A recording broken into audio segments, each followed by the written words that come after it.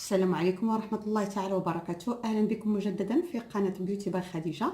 في هذا الفيديو إن شاء الله هنشوفوا جميعا واحد الكاطو خفيف خفيف من ناحية المذاق ديال الحامض. هذا الكاطو تيجي هائل البنات، جربوه نصيحة مني لكم، جربوه وإن شاء الله ما هتخيبوش.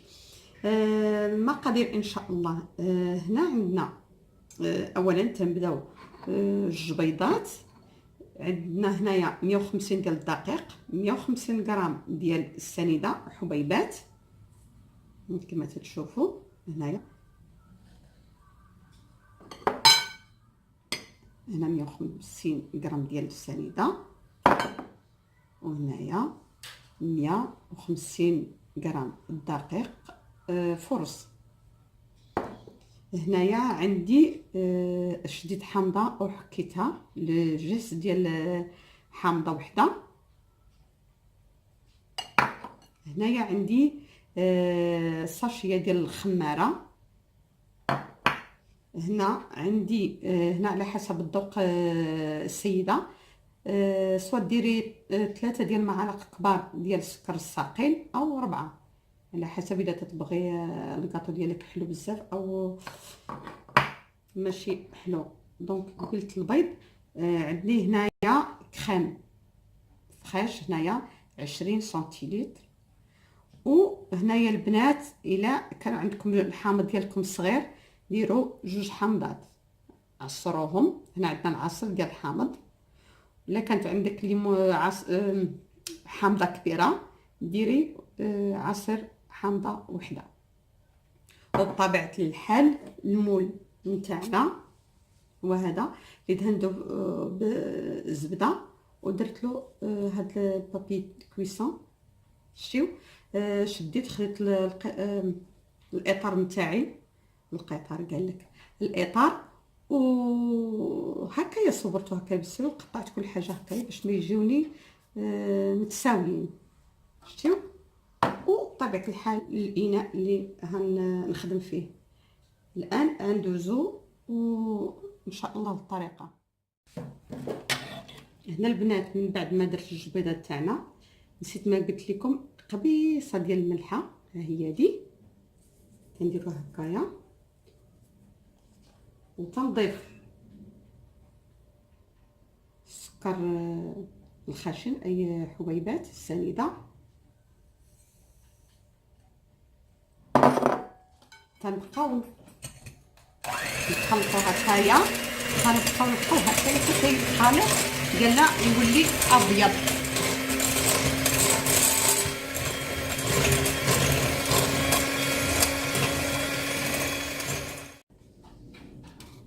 هاد الاثناء البنات هانتوما كما كتلاحظوا من بعد ما ضربت البيض والسنيده مزيان غنزيد هاد القشر ديال الحامض المبشور. غنضيف كذلك الدقيق كما معوداكم دائما الدقيق يتغربل، وغنضيف له خماره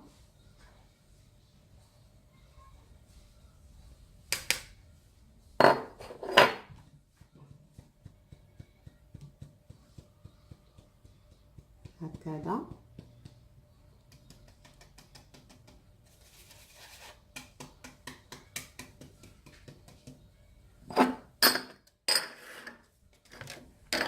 من بعد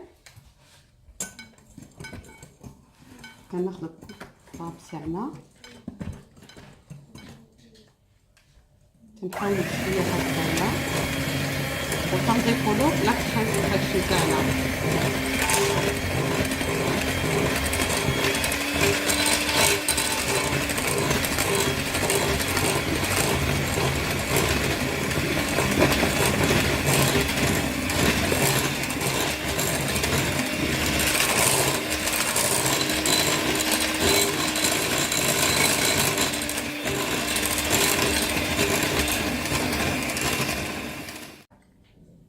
هنا البنات من بعد ما ضربت الخليط نتاعنا، ها هو هذا. تنشدوا المول وهنخويو. تقولوا لي خديجه هاد السكر الصقيل ما درتيش والعصير ديال الحامض ما درتيش. هذا هو سر اللذه ديال هاد الكاطو نتاعنا. ان شاء الله من هاد طيب الكاطو تاعنا غنوريكم كيفاش نستعملوه. دونك دابا غندير الخليط نتاعي هنايا في المول كما تلاحظوا. غنديرو في الفرن على درجه 180 لمده 25 حتى ل 30 دقيقه ان شاء الله. منها يطيب نتلاقاو من بعد ان شاء الله.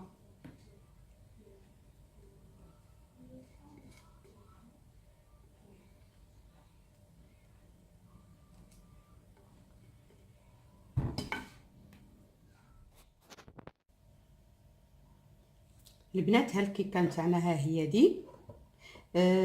هنا خدات ليا البنات بالفرن تاعي خدات ليا 40 دقيقه. هانتوما تجي رطبه وهشه، هانتوما كما تلاحظوا. هنا الان العصير ديال جوج حمضات الصغار ديالي ها هما هادو. 3 ديال المعالق كبار ديال السكر الصقيل، وهذا غنضيفو العصير الحامض. غنخلط هكذا. يمكن للسيده دير سواء السكر الصقيل او السنيده اللي موجود عندها. تحركيه كدايا حتى من بعد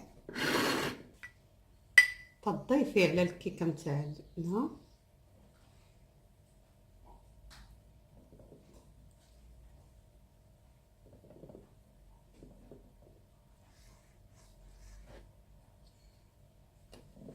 يمكن لك كاع تضيفي واخا في المول وتضيفي له العصير.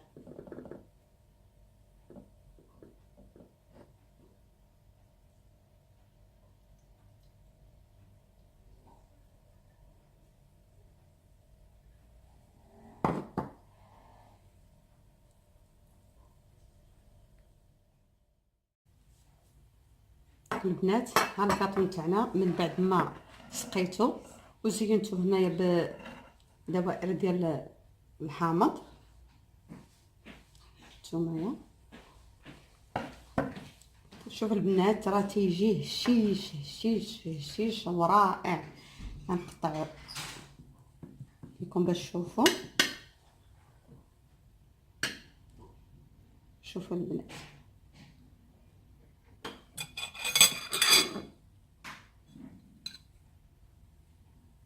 غندوق قدامكم.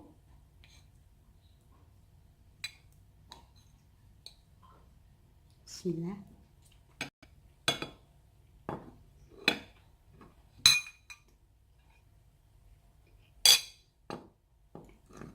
البنات تيجي روعه روعه، جربوها. اذا وصلنا لنهايه الفيديو.